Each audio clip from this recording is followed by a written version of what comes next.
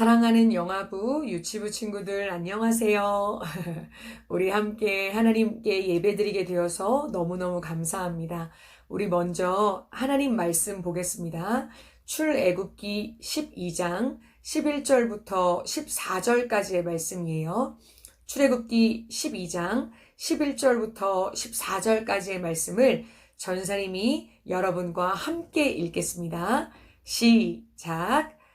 너희가 고기를 먹을 때에는 허리에 띠를 띠고 너희의 발에 신발을 신고 손에 지팡이를 들고 서둘러서 먹도록 하라. 이것은 여호와의 유월절이다. 그날 밤에 내가 이집트를 지나가며 사람이든 가축이든 처음 난 모든 것들을 치고 이집트의 모든 신들을 심판할 것이기 때문이다. 나는 여호와다. 내가 이집트 땅을 칠 때 너희 사는 집에 피를 발랐으면 그것이 표시가 돼 내가 그 피를 볼 때 너희를 그냥 지나칠 것이다. 그러므로 재앙이 너희에게 내려 너희를 멸망시키는 일이 없을 것이다. 이날은 너희가 기념해야 할 날이다. 너희는 이 날을 대대로 여호와께 절기로 지켜 드려야 할 것이다. 아멘. 전사님이 기도하겠습니다. 우리 친구들 기도 무릎, 기도 손, 기도 눈, 기도 마음, 우리 함께 기도해요. 하나님 감사합니다. 우리 이렇게 사랑하는 영아부, 유치부 친구들과 예배드리게 해주셔서 감사합니다. 하나님, 이 예배의 주인이 되어주셔서 지금 우리 옆에, 우리 앞에, 우리 안에 말씀해 주세요. 어렵지 않게 말씀이 잘 이해되게 도와주시고 듣는 것에서 끝나지 않고 우리 안에 좋은 믿음이 하나님께서 기뻐하시는 믿음이 많이 생기게 도와주세요. 주님께서 우리를 사랑해 주시는 것에 감사하옵고 우리 구주 예수 그리스도의 이름으로 기도드립니다. 아멘. 아멘. 사랑하는 영아부, 유치부 친구들, 여러분 비가 오는 날에 밖에 나가서 걸어본 적이 있나요? 전사님은 어렸을 때 비가 오는 날을 정말 좋아했어요. 전사님은 시골에서 살았는데요. 시골에 살다 보면 비가 오는 날 재밌는 게 있어요. 비가 막 오면 달팽이들이 그렇게 땅 밖으로 많이 이렇게 기어 나오거든요. 그럼 전사님은 그 달팽이들을 보는 걸 너무너무 좋아했어요. 달팽이들을 가만히 보다가 달팽이들이 사람들 걸어다니는 도로에 나가면 위험해질 수 있잖아요. 그러면 그 달팽이를 집어서 안전한 곳으로 옮겨주고 이 아이들이 얼마나 많이 나오나 구경하는 걸 너무너무 좋아했어요. 여러분 그런데요. 전사님이 비가 그렇게 많이 오는데도 달팽이한테 집중할 수 있었던 이유가 뭐예요? 전사님이 우산을 들고 있었기 때문이에요. 비가 아무리 많이 와도 우산을 쓰고 있었기 때문에 그 우산이 내 몸이 젖지 않게 내가 비에 쫄딱 젖어서 감기 걸리지 않게 전사님을 지켜준 거죠. 사랑하는 친구들, 예수님의 십자가는 우리들의 우산이에요. 우리가 예수님의 십자가 우산을 활짝 펴고 그 안에 쏙 들어가면 십자가의 우산이 우리를 지켜주는 거예요. 그러면 친구들, 십자가의 우산은 우리를 어떤 것에서 지켜주는 걸까요? 첫 번째는 하나님의 심판에서 우리를 지켜줘요. 이스라엘 백성들은 무려 400년이 넘는 시간 동안 이집트 땅에서 노예 생활을 했어요. 친구들, 400년이요. 얼마나 긴 시간인지 알아요? 여러분, 이순신 장군님 알죠? 이순신 장군님이 사셨던 때부터 지금까지가 이스라엘 백성들이 이집트에서 노예 생활을 했던 그 기간이었어요. 생각해 보세요. 엄청나게 긴 시간이었어요. 할아버지도 종이었고 아빠, 엄마도 종이고 나도 종인 거예요. 여러분, 종은요, 얼마나 슬픈 거냐면 내가 원하는 대로 아무것도 할 수 없어요. 이집트 사람들이 너 이거 해 하면 해야 하고요. 내가 먹기 싫은 것도 이집트 사람들이 그것밖에 주지 않기 때문에 그거 먹어야 하고요. 내가 아무리 하고 싶은 것이 있어도 내 마음대로 할 수 없었어요. 하나님께서는 그런 이스라엘 백성들을 불쌍하게 생각하셔서 하나님의 사람이었던 모세를 이집트의 왕이었던 파라오에게 보내셨어요. 그리고 이렇게 말씀을 전해 주셨어요. 나는 여호와야. 나는 이스라엘 백성들의 신이야. 그러니까 내 백성을 이집트 땅에서 내보내라. 더 이상 종살이 하지 말고 나를 예배할 수 있게 자유롭게 풀어줘라 라고 모세를 통해서 파라오에게 명령하셨어요. 하나님의 그 이야기를 들은 파라오는 뭐라고 대답했을까요? 우리 같았으면 네 하나님 그렇게 할게요 라고 말했을 것 같지만 파라오는 그렇게 하지 않았어요. 모세에게 코웃음을 치면서 이렇게 얘기를 했어요. 도대체 하나님이 누구야? 왜 내가 그 하나님의 말을 들어야 해? 이스라엘 백성들은 우리의 종이야. 내 노예들이야. 절대로 풀어줄 수 없어. 라고 하나님의 말씀을 거부했어요. 그러자 하나님께서는 이집트 땅에 차례차례 무서운 재앙을 보내기 시작하셨어요. 이집트 사람들에게 너무너무 중요했던 나일강이 피로 변하고요. 사방에서 개구리떼가 막 몰려오기 시작했어요. 이가요. 여러분 이가 어떤 건지 모르죠? 사람의 피부나 머리에서 기어다니는 조그만한 이가요. 온 땅을 하얗게 뒤덮기 시작했고요.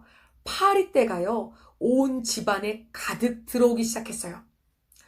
여러분 무서운 질병이 가축들에게 찾아와서 가축들이 다 죽어나가기 시작했어요. 사람들 몸에 무서운 종기가 나기 시작했어요. 하늘에서요. 이만한 주먹만한 우박이요. 돌덩이 같은 우박이 막 쏟아져 내리기 시작했어요. 여러분 얼마나 무서웠을까요?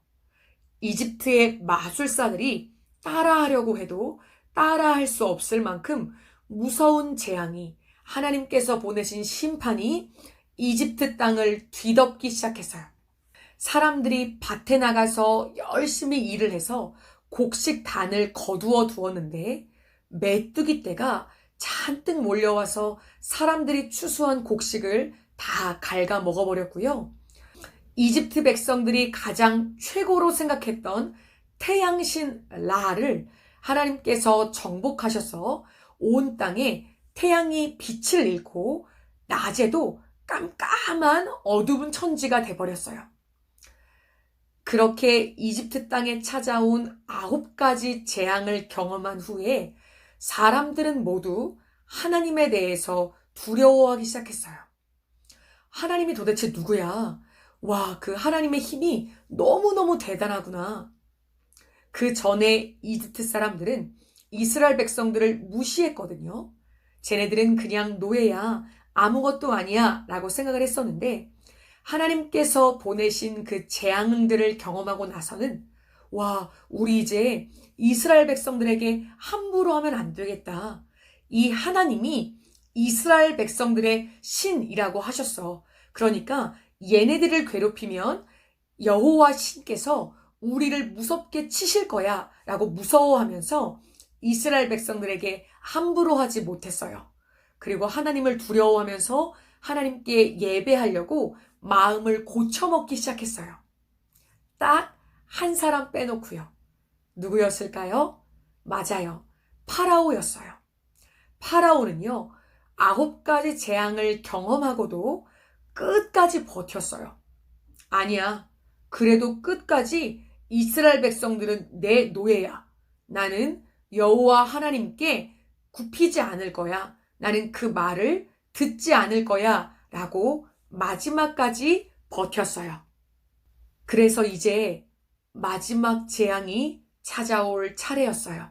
하나님께서 보내신 죽음의 천사가 이집트 곳곳을 다니면서 사람이든 짐승이든 가리지 않고 모든 생명 있는 것의 첫째들, 첫 번째 태어난 모든 생명들을 다 거두시기 시작했어요.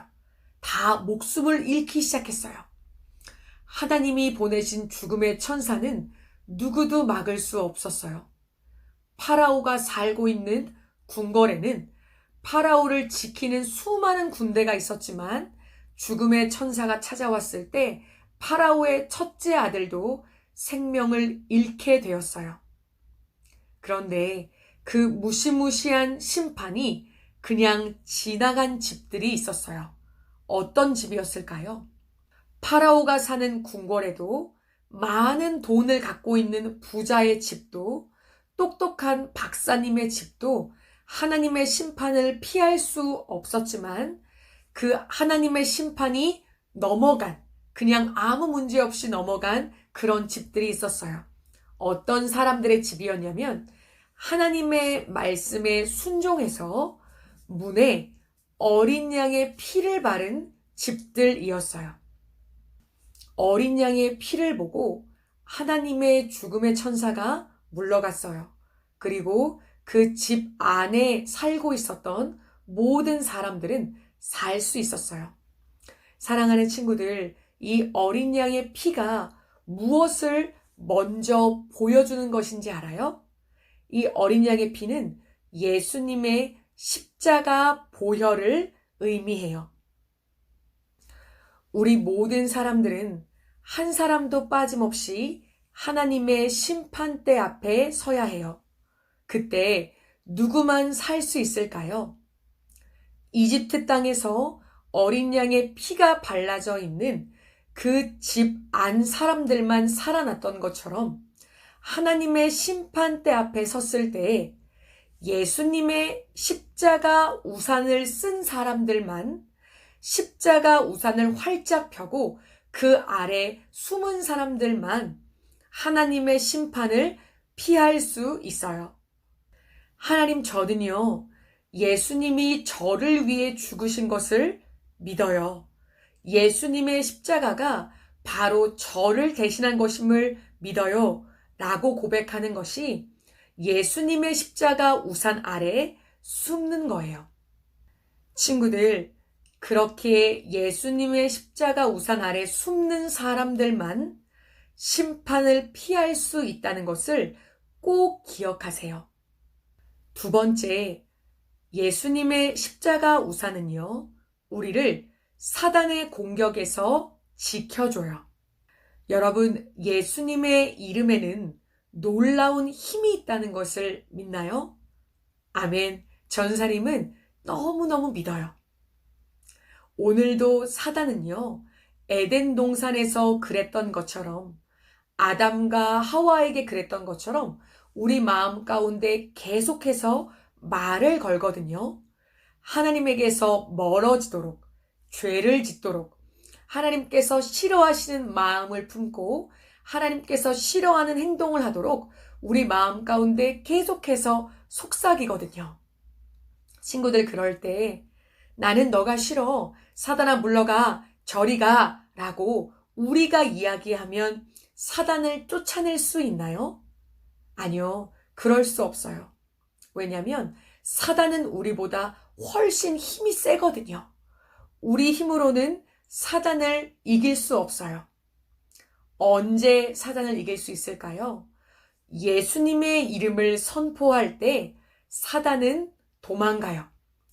예수님의 이름으로 명하노니 사단아 내게서 물러가라. 예수님 도와주세요.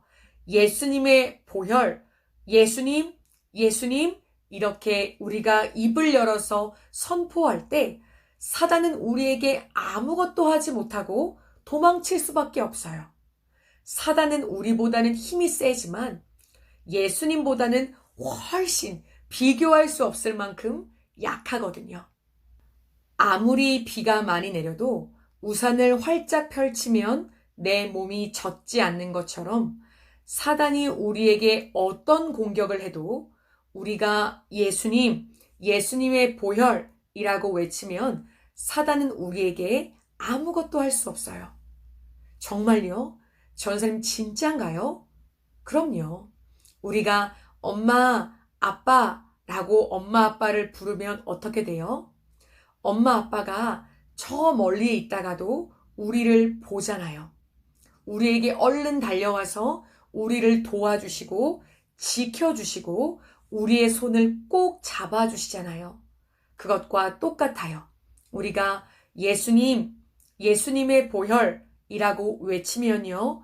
예수님께서 우리들을 보세요. 그리고 우리에게 달려오시고요. 우리를 지켜주시고 우리의 손을 꼭 잡아주세요. 그래서 전도사님은 언제나 예수님의 십자가 우산 아래로 숨어요. 수시로 예수님의 이름을 불러요. 길을 걸어가다가도 예수님 이렇게 불러요. 밥을 먹다가도 예수님, 내 마음이 너무너무 힘이 들어서 눈물이 나고 외롭고 무서우면 예수님, 또 내 마음이 너무 기쁘고 즐거울 때에도 예수님, 이렇게 예수님의 이름을 불러요. 그러면 예수님께서 전사님 곁에 가까이 오셔서 전사님을 도와주시고 지켜주세요. 사랑하는 친구들, 전사님은 이 말씀을 분명하게 믿어요. 사랑하는 친구들, 예수님의 이름을 아는 사람들은 많이 있지만 예수님의 이름에 얼마나 큰 힘이 있는지 그 힘을 진짜 경험하고 진짜 아는 친구들은 거의 없어요. 오늘부터 이번 한 주 동안 매일매일 예수님의 이름을 하루에 10번, 20번, 30번 큰 소리로 외치는 거예요. 그렇게 예수님의 이름의 능력이 얼마나 큰지, 그 이름이 나를 얼마나 변화시키는지 진짜 경험해서 그 힘을 알아갈 수 있는 우리 마음 가운데 그 믿음이 생기기를 소원합니다. 우리 함께 기도하겠습니다.